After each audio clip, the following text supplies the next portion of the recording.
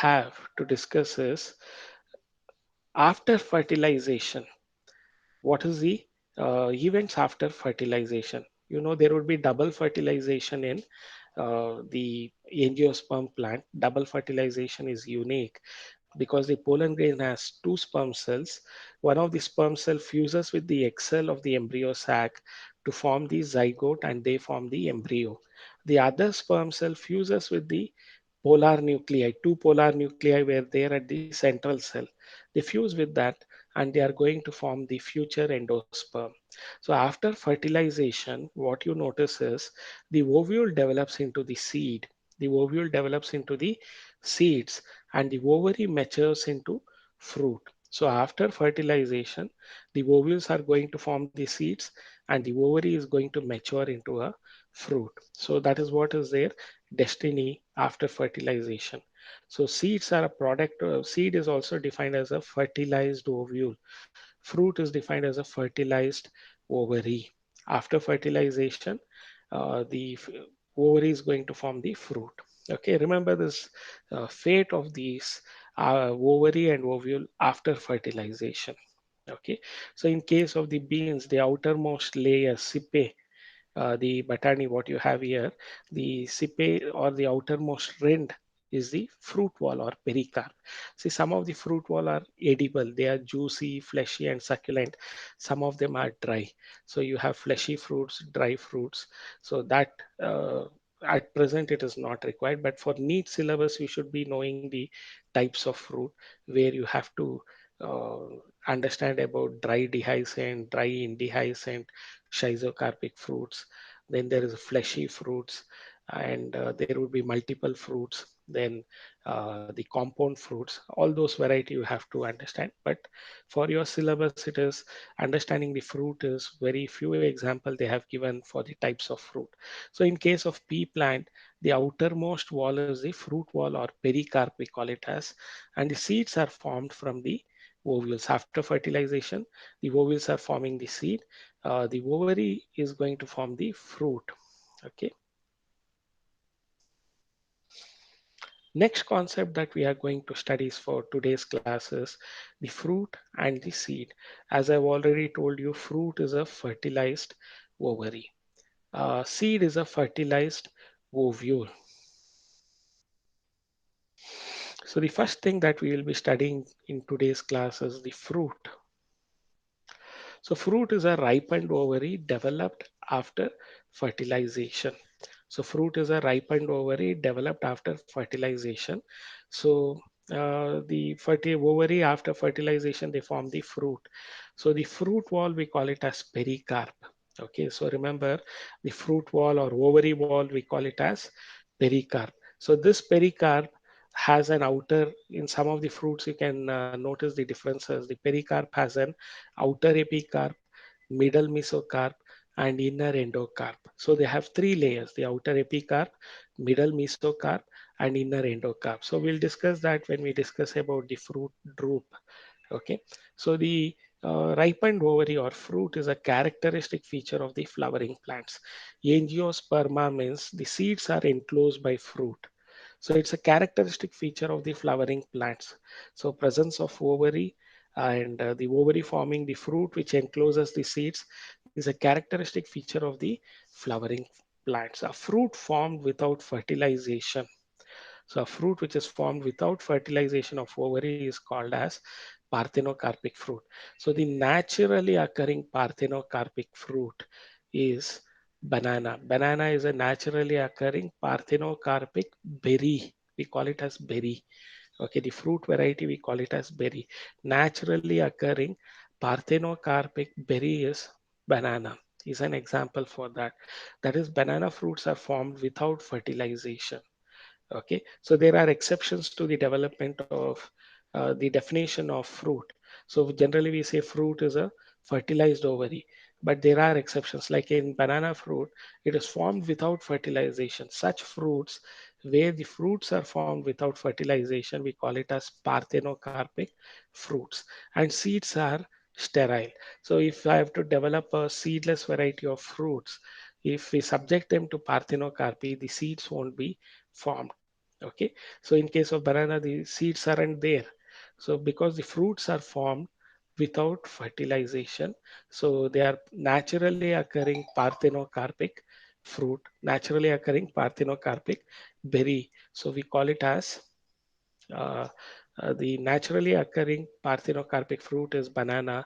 So fruits formed without fertilization, we call it as parthenocarpic fruit. In mango and coconut, the fruit is called as drupe. So drupe is a technical name of the fruit. So mango and coconut, the fruits are called as drupe. They are one-seeded and develop from monocarpellary superior ovaries.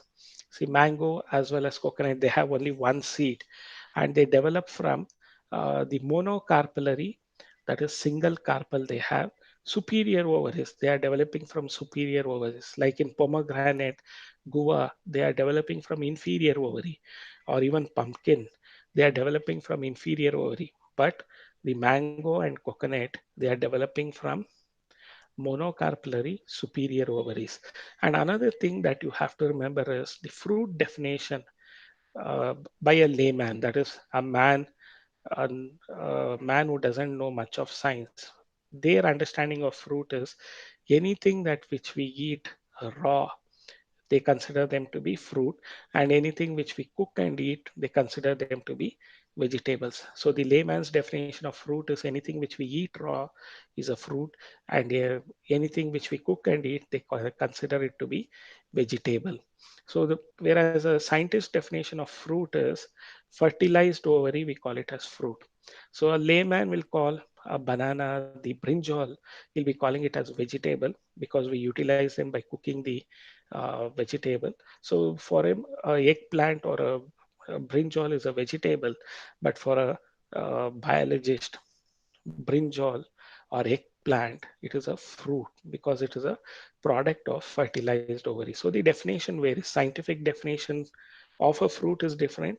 The definition of a layman is different. So here you have to keep in mind the definition of scientific definition is what we are studying about. So in mango and coconut fruit, it is called as drupe. Technically, it is called as drupe. They are one-seeded and develop from monocarpellary superior ovaries. Okay, so here you have different types of fruits. Apple is a false fruit. Okay, because the edible part, what we are eating, is receptacle or thalamus. At the center where you have the core, you have a membranous wall. If you have properly eaten the entire apple, you can find they have five carpels. At the core, membranous five carpels will be there. So they are pentacarpellary and they are inferior ovary, which are deep seated within the receptacle. But the receptacle in case of apple as well as pear fruit, they are fleshy and juicy, and we eat them and we throw away the fruit which is non-edible. So that is the reason apple is an example of a false fruit. So we call it as pome. Okay, strawberry is a ethario of berries. Okay, so they have many berries here, so they are all fused together. That is why strawberry is a ethario of berries. In cashew nut, you might think this receptacle to be the fruit and seed has come out of the cashew nut. Many of you might be under that impression. So sometimes in Tamil or even in Malayalam, mundri kotte they call it as, that is the seed has come out of the fruit. That is a wrong definition. This is not a seed coming out of the fruit. Rather, it is a hard seed coat that they have on them. That is the fruit. Nut it is. The fruit in case of cashew nut is nut, and that they are going to fry it on a pan and remove that hard coat, and inside the cotyledons we are utilizing it as the cotyledons is what we are utilizing it as cashew nut, and this is the receptacle. So in Goa, what they do is this receptacle part of this, they are going to utilize for extraction, or they utilize it for formation of alcoholic beverage, which they call it as feni. Okay, so the feni is formed from this receptacle of cashew nut. So sometimes you might have tasted it raw, and since they have milky latex, it might have irritated even your throat when you have consumed this cashew nut, the fruit part of it, which is nothing but the receptacle or thalamus, the juicy part. Okay, so this is the genuine fruit where they have the hard coat. The fruit wall is very hard. Inside, we are eating the cotyledons of this as cashew nut. So remember about that. Tomato is a berry. Okay, brinjal, tomato, coffee seeds, they're all berry. See, the mango and coconut along with arachnid, they're all considered to be drupe. There is a reason for their definitions. So I'll be telling you about. So the fruits are of three types: the simple fruit, multiple fruits or aggregate fruits, compound fruits. In simple fruits, a single flower with syncarpous ovary, they are going to develop into the fruit. In multiple fruit, it's the fruits develop from a single flower, but the carpels are free. That is apocarpous condition you notice. Strawberry is also an example for that.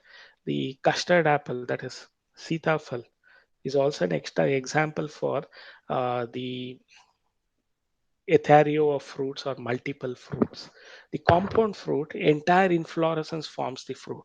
So example for that is fig fruit, jackfruit, pineapple. They're all example for this compound fruit where an entire inflorescence forms the fruit. Okay, so remember about that. So under this simple fruit, they are of two types: fleshy fruits, where the fruit wall is fleshy, juicy, and edible. So under the fleshy fruits, you have the berry, you have the false fruit, that is the pome. Then cucumber is called as peppo. Then there is a mango and coconut which is placed under drupe. So they are all fleshy fruits. Then there is dry fruits. Again, dry fruit definition of a layman is different. See, layman would be calling all these as dry fruits like almond, cashew nut, resins, the pista. So he considers them all to be the dry fruits. But the scientist definition of a dry fruit is different. If the fruit wall is dry, and most of the times we don't eat them, we call them as dry fruit. Okay, so fleshy fruits, the fruit wall is fleshy and juicy and succulent. So we call them as fleshy fruits. So anyway, that is a detailed topic with 2 or 3 hours. I have uploaded those fruits description of the video also. But anyway, if you want to go through it, go through it. Okay. But in the NEET syllabus later, we'll be describing all the types of fruits. So mango and coconut fruit is called as drupe. They are one-seeded and develop from monocarpellary superior ovaries. So the king of fruits and fruit of kings. The king of fruit and fruit of kings is mango. So many varieties of mango is there. Scientific name is Mangifera indica, but we have so many varieties of mango. Alfonso, the Totapuri. Now the season is for Totapuri, the Neelam, then there is Sendura, then Malliga. Then there are a lot of varieties of these mango fruits. So sugar baby, or where it is small fruits, small mango fruits you might have seen. So they are called as sugar baby. Okay. So there are large variety of them like Malgova is there. So omelette variety of mango which we use for making pickles. Huge varieties of mangoes are there. Beganpalli, okay, so name them and you can have them. So it's a, that is the reason mango, Mangifera indica, it has originated from India. Okay, so Mangifera indica is the king of fruits and fruit of kings is mango. So mango and coconut, they are placed under drupe. So why are they placed under drupe? So they have a pericarp or fruit wall which has three layers. The outer exocarp is leathery, the middle mesocarp is fibrous. The inner endocarp is stony. So the inner endocarp is stony. That is the reason the third layer of fruit wall, the inner endocarp is stony. In mango, we call it as vate. In case of coconut, we call it as chippu, isn't it? So the stony wall, in case of mango, what do we call it as? Vate, we call it as. When you remove this outer hard part of it, the endocarp, inside you find the softer seed, even in case of mango. What we are eating in a coconut is the seed part of it. Okay, and this is the meat, the white part of the coconut, we call it as meat of coconut, and the coconut milk is nothing but the fluid part of the coconut. Okay, so the uh, a typical drupe fruit has a pericarp which has an outer leathery epicarp or exocarp, then middle fibrous mesocarp, and inner stony endocarp. In mango, mostly we consume the mesocarp part of it. Okay, mesocarp is the edible part of it. What we eat in a mango, we throw away in a coconut, and what we eat in a coconut, we throw away in a mango. See, what is the edible part in mango? The uh, fibrous mesocarp. So even the coconut has an outer epicarp which is leathery, fibrous mesocarp which we use as coir. We don't eat the coir. Okay, that is not the edible part. Neither do we eat the leathery exocarp, the fibrous mesocarp. Then inner stony endocarp also we are not eating in coconut. But in mango we are eating the fibrous mesocarp. Okay. Then the seeds we don't eat in case of mango. What we are consuming in coconut is the seed part of it. So they have free nuclear endosperm. So the fluid part of it is free nuclear endosperm. Okay, and you have this meaty part of the coconut is nothing but the cellular endosperm. Okay, so the meat of the coconut and the coconut milk, the tender coconut water is nothing but coconut milk.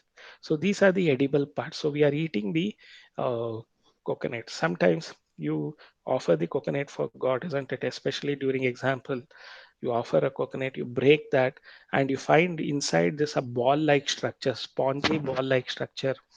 Don't feel very much happy and be under the impression you are blessed. Rather, that ball-like structure is nothing but the developing embryo of the coconut. It is the apple of the coconut, we call it as. That is nothing but the developing embryo of the coconut. Okay, so remember about this aspect of it. So a fruit consists of, especially the drupe pericarp fruit wall, it may be dry or fleshy. I've already told you. Thick and fleshy pericarp is differentiated into outer epicarp, that is leathery, middle mesocarp, which is fibrous, and inner endocarp, which is stony in case of drupe. So drupe examples you can notice in mango as well as coconut. So the stony endocarp, we call it in mango as wate. In coconut, we call it as the chippu. So what we are eating, edible part in mango is fibrous mesocarp, and edible part in coconut is the seed part of it, where we are consuming the endosperm. The cellular endosperm is the meat of the coconut, the white part of it, and the fluid we call it as free nuclear endosperm, so which we are consuming. So just remember about them. Even in case of the nut, uh, not the nut, the arak nut, adike, they also have an outer leathery epicarp, fibrous mesocarp, stony endocarp is there, and we break this endocarp, the stony endocarp. Within that, we have this endosperm. The endosperm is utilized as adike. So what we are consuming as adike or betel nut is the endosperm. Okay, so that is the economically important one. In mango, the pericarp is well differentiated into thin epicarp, fleshy edible mesocarp, and stony hard endocarp. In coconut, the mesocarp is fibrous, which we call it as coir.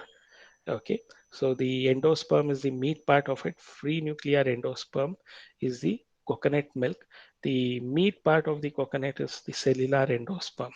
Okay, so remember this different zones of the fruit. So this would be sufficient for today's discussion. In the next class, we'll be discussing about the seed. So we'll stop with the recording.